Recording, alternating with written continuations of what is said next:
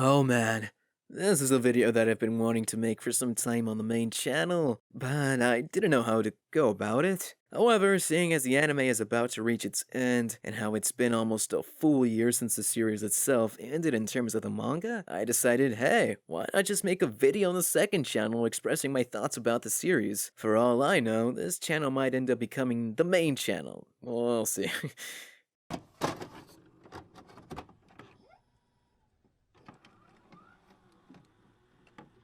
Anywho, if you watched or read any kind of anime manga, you've probably stumbled upon the series known as Attack on Titan, or in Japanese, Shingeki no Kyojin, which simply translates to Attack Titan. Many, including myself, have found the series anime-wise during its first season to be rather simple and your good old shonen anime manga that you could find anywhere. However, even though it is classified as shonen, the series does become rather interesting and introduces some very unique elements that I feel separates it from other shonen series. Of course, many readers or watchers of the series probably know what I'm referring to in all those crazy moments that happen throughout this series. I started watching Attack on Titan around the year of 2017, which was just a year before Season 2 came out. The gap between Season 1 and Season 2 was about 5 years, and as a result of that, many lost interest or just forgot about the series as a whole. Even I dropped the series after watching Season 1 back in 2017, and ended up not remembering a single thing that had happened. It wasn't until 2 years later that I decided to give it another shot. Why did I give it another shot?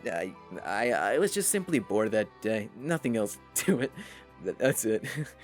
I went back and rewatched the series from episode 1 and got so hooked on it that I proceeded to binge watch it. It was after watching season 3 part 1 that I first went to read the manga. At the time, season 3 part 2 had yet to be released, but once I found out how ahead the manga was of the anime, I got curious and decided to binge read that next. The amount of well-written moments that were spread out throughout the whole story and what led to the progression of Eren's character was what I'll admit kept me hooked. When you look at Eren's character at the end of the series compared to how he was in the beginning, you wouldn't have been able to guess that his character was heading that way. Eren started off as this character who had a bratty and vengeful personality with only one goal. That goal being to kill all the Titans. And yes, while I agree that a motivation like that is cliche, what his character turns into as the story dives deeper into his character arc is what I think makes his character so unique. He goes from wanting to kill all the Titans to facing a harsh and true reality of what's outside the walls in the island of Parody. In other words, his fate, that was his true enemy all throughout the story. The reality is that he's tied to a crushing fate with only one way to protect his people, and those people mainly being his friends, just so they can live long lives. In the final arcs of the series, Eren often mentions how so-and-so are slaves to this and that. What most people tend to miss here is that even Eren himself is a slave to his own fate. I could always delve in deeper and talk more about Eren's character, but that would be a video for another day.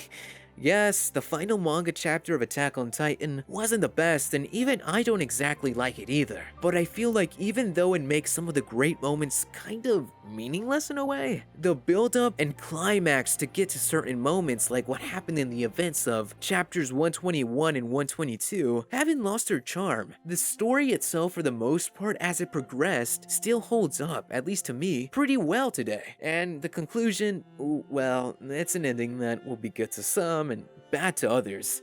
As the anime is heading towards its own conclusion, whether that be through a season 4 part 3 or a movie, I do hope that they expand on the ending and flesh it out more. I'm personally not someone who cares for an AoE ending, but if it does happen, then I'm curious as to how it'll all play out. The final few chapters of Attack on Titan to me were definitely some of the weakest, yet some of the more crazy and hyped ones. They were weak in terms of how they contradicted themselves and how it was starting to feel feel rushed, but it was crazy and hyped in the sense that the action was pretty insane in a good way. I wouldn't say that Eren's character was ruined either, especially when you see him constantly not wanting to go through with genocide. Instead, I personally think that there could have been a better way to word out the final conversation between Eren and Armin, but hey, maybe that'll happen in the anime, or maybe not, I don't know.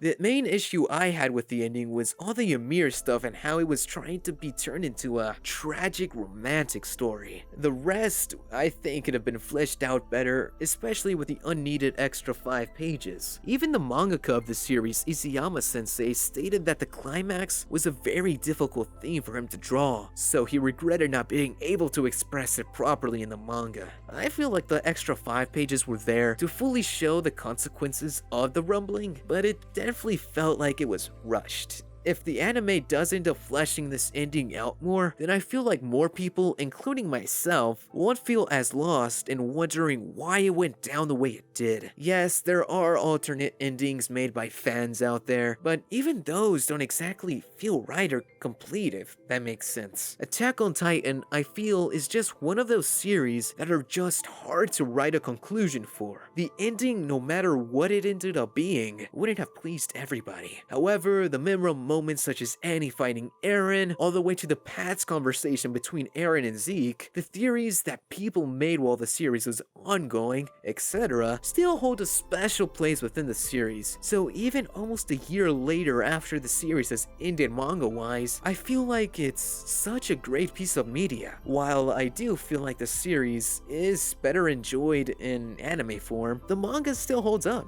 And if the anime ending does end up being somewhat different from the manga, then there's always a reason to delve into both pieces of media. Well, anyway, that's pretty much it. I'll probably make a video in the future talking about the anime itself, or not. Guess I'll see. If this video ends up doing well, then feel free to leave a comment down below expressing your thoughts on the series. Do you still think it holds up, or nah? I'll end up doing a variety of different videos on this channel, mainly just to experiment with stuff here and there, so feel free to stick around. Till then, y'all take care.